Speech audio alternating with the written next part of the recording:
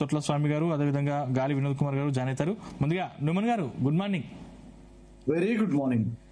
So ఈ మధ్యలో చాలా విద్యార్థుల నుంచి చాలా తీవ్రమైన వ్యతిరేకత వ్యక్తమవుతున్న పరిస్థితి కనిపిస్తోంది. అసలు విద్యార్థుల విషయంలో మీరు ముందుగా అలానే వెళ్తా ఉన్న పరిస్థితి కనిపిస్తోంది. ఏంటి సార్, విద్యార్థులు ఎందుకు ఆ విధంగా చేయాల్సిన పరిస్థితి ఏర్పడింది? విద్యార్థులు మీరు ఏ విధంగా సముదాయిస్తారు?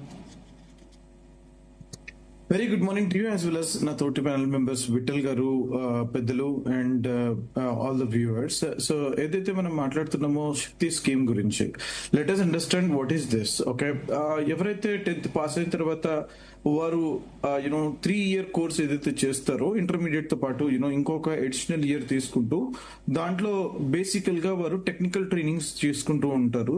దాని తర్వాత కొంతమంది ఆ టెక్నికల్ ట్రైనింగ్ వైపు వెళ్ళిపోతారు. లైక్ ప్లంబర్స్ అవ్వచ్చు, టెక్నీషియన్స్ అవ్వచ్చు, ఎలక్ట్రీషియన్స్ అవ్వచ్చు, వేరే వేరే ఫీల్డ్స్ లో ఉన్నటువంటి వారు కొంచెం స్కిల్ ట్రైనింగ్ తీసుకొని ఇంజనీరింగ్ లో నేర్చుకోవాల్సినటువంటి బేసిక్స్ ని వారు ఈ 3-year కోర్స్ లో కూడా నేర్చుకుంటారు. దాని తర్వాత కొంతమంది ఒకవేళ ఇంజనీరింగ్ వైపు వెళ్ళాలి అని అనుకుంటే, ఎలాగైతే ఇంటర్మీడియట్ పిల్లలు ఎంసెట్ రాస్తారో ఈ పిల్లలు ఈసెట్ రాస్తారు. ఈసెట్ రాసిన తర్వాత వారి యొక్క ఇంజనీరింగ్ లో చేసేటువంటి ఒక అవకాశం వస్తుంది. దాన్ని అంటారు లాటరల్ ఎంట్రీ అని చెప్పేసి. వారు ఒక బ్రిడ్జ్ ద్వారా వారు వచ్చేసేసి మళ్ళీ ఇంజనీరింగ్ లో జాయిన్ అవుతారు. కొంతమంది ఆ టెక్నికల్ కోర్స్ ఏదైతే నేర్చుకున్నారో ఆ ఫీల్డ్ లోకి వెళ్ళిపోయి వారు దాంట్లో జాబ్స్ చేసుకుంటూ ఉంటారు.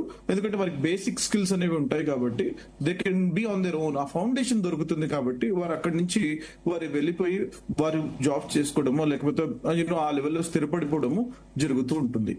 This is basically difference between an engineering and polytechnic విద్యార్థులు. Polytechnic is nothing but multiple technical skills వాళ్ళు నేర్చుకున్నారు.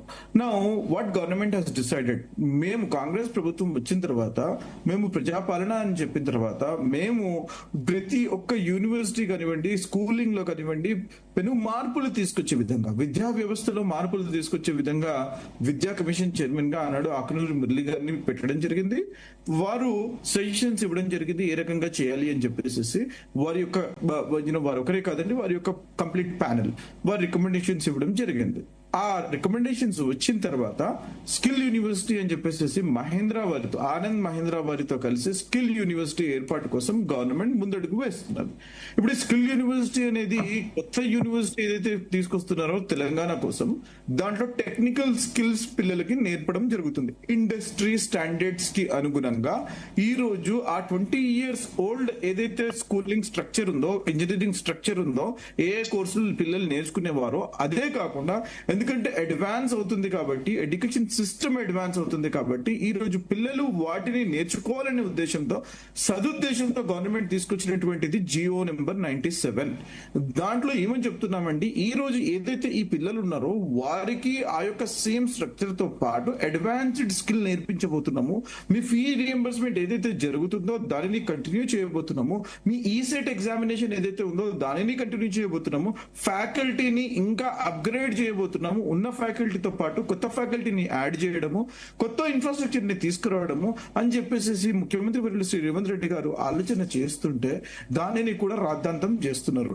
10 సంవత్సరాలు ఎక్కడ కూడా వారు విద్యా వ్యవస్థల్లో మార్పు తీసుకురావడం కానివ్వండి, ఇది చాలా essential and important. AI, artificial intelligence కానివ్వండి, మెషిన్ లెర్నింగ్ కానివ్వండి, ఇంత అడ్వాన్స్డ్ టెక్నాలజీ, రోబోటిక్స్ కానివ్వండి, along the same way biomedical లో కూడా అడ్వాన్స్డ్ టెక్నాలజీస్ వచ్చాయండి. అటువంటి టెక్నాలజీస్ వైపు మనం వెళ్తున్నప్పుడు 2026 లో మనం ఉన్నప్పుడు ఇంకా అదే పాత ఓల్డ్ స్కూల్ ట్రైనింగ్ నేను ఇస్తాను అని చెప్పేసి ఎవరైనా అనుకుంటే దానిని మనం అప్గ్రేడ్ చేద్దామనే ఉద్దేశంతో ఒకవేళ మనం ముందుకు వస్తుంటే దానిని ప్రోత్సహించాలా. దాంట్లో జరిగేటువంటి ఇబ్బందులు ఏముందో ఒకసారి ఆలోచన చేసి మాట్లాడమని చెప్పండి విద్యార్థులతో. ఈరోజు వివేక్ వెంకటస్వామి గారు వారితో కూర్చొని మాట్లాడడం జరిగింది. వాళ్ళలో ఉన్నటువంటి సందేహాలను నివృత్తి చేయడం జరిగింది. ప్రతి ఒక్క అంశాన్ని క్లియర్ గా చెప్పడం జరిగింది. అయినా వారు సంతృప్తి చెందకపోతే, ఎందుకంటే బీఆర్ఎస్ బీజేపీ వాళ్ళు ఫోటోషాపులు చేస్తూ ఉంటారు కాబట్టి, సెల్ఫీలు తీసుకుంటూ ఉంటారు కాబట్టి, వారు చేసిందల్లా ఏం లేదండి, వాటిని తిప్పికొట్టేందుకు ఒక కమిటీ కూడా వేయడం జరిగిందండి. ఈ రోజు ఆ కమిటీ దానిని కంప్లీట్ గా క్షుణ్ణంగా ప్రతి ఒక్కటి డిస్క్రైబ్ చేయబోతుంది. దాని తర్వాత సాటిస్ఫై కాకపోతే ఇంకేమైనా క్వశ్చన్స్ ఉంటే దాన్ని ఆన్సర్ చేయబోతుందండి. ఇది future of lakhs of students అండి. ఇది కానీ ఒక నిమిషం సందీప్ గారు, లెట్ మీ కంక్లూడ్. సో ఈ రకంగా మేము ముందుకు వెళ్తుంటే ఈ ప్రతిపక్షాలు అనేవి నిర్ణయాత్మక ప్రతిపక్షంగా ఉండకుండా వారు ప్రతి ఒక్క దానిని మేము పొలిటిసైజ్ చేస్తాము అని చెప్పేసి చెప్తే ఇది చాలా బాధాకరం. రైట్ వినోద్ కుమార్ గారు గుడ్ మార్నింగ్ సార్. మీ వాయిస్ రావట్లేదు సార్.